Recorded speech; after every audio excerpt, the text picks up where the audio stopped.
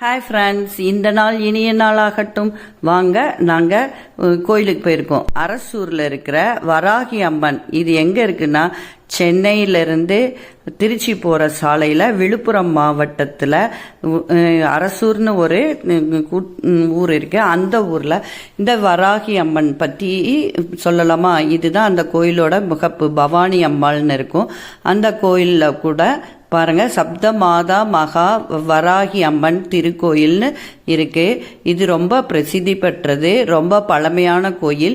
இப்போதான் கும்பாபிஷேகம் நடந்தது. கும்பாபிஷேகத்திற்கு அந்த மேலே எல்லாமே கோயில் சுற்றியும் அவ்வளவு அழகாக ஓவியங்கள் வரைந்து மிகவும் நேர்த்தியாகவும் இருந்தது. இதுதான் மூலஸ்தானம்.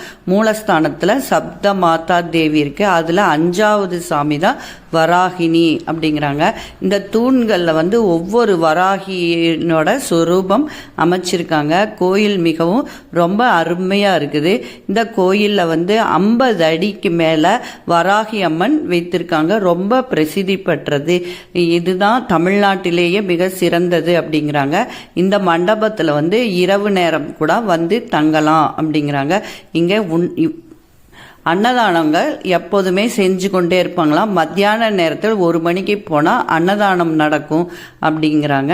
இது நாங்கள் போகும்போது கரெக்டாக 1 மணி. இது வராக மூர்த்தி தான் பாருங்க, வராகினி 50 அடிக்கு மேலே இருக்குது. ரொம்ப பிரசித்தி பெற்ற கோயில். இந்த கோயிலில் பஞ்சமி, தசமி, பௌர்ணமி, அஷ்டமி இந்த 4 நாட்கள்லையும் விளக்கேற்றி வழிபட்டால் அவ்வளவு நன்மைகள் கிடைக்கின்றன அப்படிங்கிறாங்க. என்னன்னா, கடன் பிரச்சனை தீரும், தீராத நோய்களை தீர்க்கும், பில்லி சூனியம் வைத்திருந்தால் நிவர்த்தியாகும், எதிரிகள் பயம் நீங்கும், எதிரிகள் நாம் செய்யாத சின்ன குற்றமாக இருந்தாலும், குற்றமே இல்லாத இருந்தாலும், நம்ம எதிரி நம்மளை மாட்டி விட்டுட்டாலும் இந்த கோயிலில் போய் வேண்டிக்கிட்டா நிவர்த்தி ஆகுங்கிறாங்க. குழந்தை பாக்கியம் வேணுங்கிறாங்க. மெயினாக கடன் பிரச்சனை இருக்கு அப்படிங்கிறாங்க. அந்த மாதிரிலாம் இந்த அரசூருக்கு போய் கும்பிட்டு வரலாம். இப்போதான் கும்பாபிஷேகம் நடந்தது.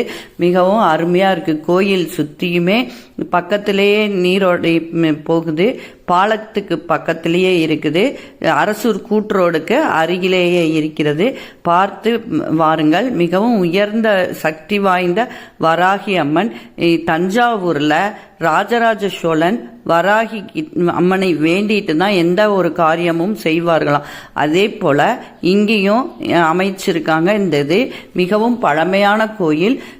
சின்ன கோயிலா இருந்ததா, இப்பதான் அந்த ஷெட் எல்லாம் போட்டு கோபுரங்கள்லாம் அமைத்து மண்டபங்கள்லாம் எழுப்பி இந்த கோயில்ல செஞ்சிருக்காங்க. நிறைய ஜனங்க போயிருப்பாங்க. அதுவும் ஞாயிற்றுக்கிழமை அவ்வளவு கூட்டம் இருக்கும். சுத்தியுமே இந்த கோயில் சின்னதா இருக்கும். சுத்தியுமே மைதானம் மாதிரி இருக்கும். நம்ம வண்டிகள் வாகனங்களிலே நிறுத்தி நிம்மதியாக கும்பிடலாம். இதுதான் வராகி அம்மன்.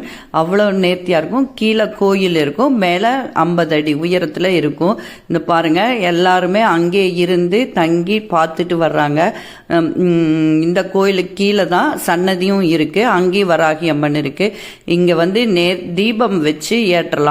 வராகியை எங்க இருந்தாலும் 3 விளக்கோ 1 விளக்கோ வைத்து நெய் ஊற்றி கும்பிட்டா அவ்வளவு நம்ம எதிரிகள் பயம் நீங்கி எல்லாமே நிறைவு படுகிறது அப்படிங்கிறாங்க.